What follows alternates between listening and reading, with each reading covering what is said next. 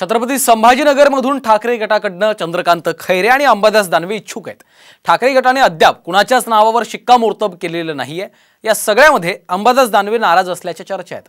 त्यामुळे दानवेंना गळाला लावण्याचे प्रयत्न महायुतीकडून देखील सुरू आहेत। पाहूयात हा रिपोर्ट। अंबादास दानवेंना फोडण्याचे प्रयत्न।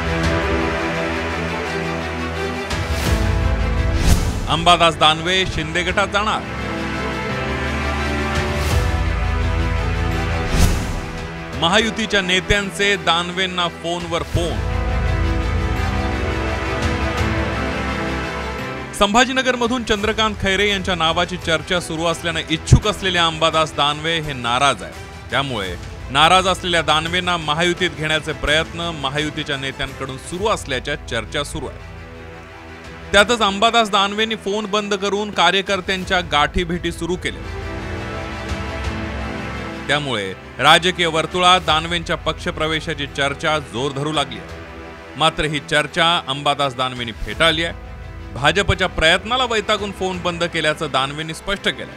तर अजून बरंच काही बाकी आहे असं सूचक विधान भाजप आमदार नितेश राणेंनी केलं।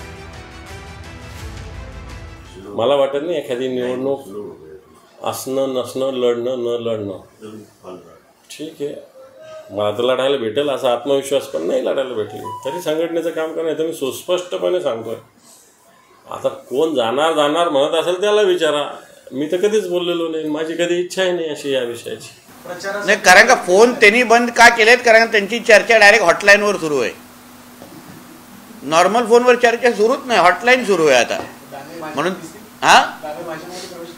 तुम्ही आता मी परत बोलतो, आमच्या देवेंद्र फडणवीस साहेबांनी काय सांगितलंय, आगे आगे देखो होता है क्या। तुम्ही बघा पुढे काय होत आहे। आजच्या दिवशी सगळ्या ब्रेकिंग बातम्या कशाला? तर अंबादास दानवे आणि चंद्रकांत खैरे यांच्यात अनेक वर्षांपासून वैर आहे। त्यामुळे संभाजीनगरमध्ये अनेक वर्षांपासून हा वाद चाललाय। त्यामुळे दानवे युतीत येणार की नाही याबद्दल माहिती नसल्याचं शिरसाट यांनी म्हटलंय। परंतु चंद्रकांत खैरे आणि अंबादास दानवेचा वाद हा गेल्या 10 वर्षापासून चालू आहे। अनेक वेळेला या वादाच्या निमित्तानं मातोश्रीवर सुद्धा बैठका झालेल्या आहेत। परंतु बैठका झाल्या आमचं सर्व आलबेल आहे आणि पुन्हा मतदारसंघात जातात, जेव्हा जिल्ह्यात जातात त्या टायमाला त्यांचे वाद त्याच पद्धतीने उफाळून आलेले आहे। राज्याच्या राजकारणात आज एक परिस्थिती आहे तर उद्या दुसरी।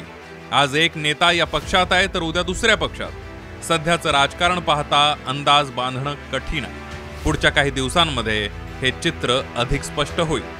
ब्युरो रिपोर्ट, साम टीव्ही न्यूज।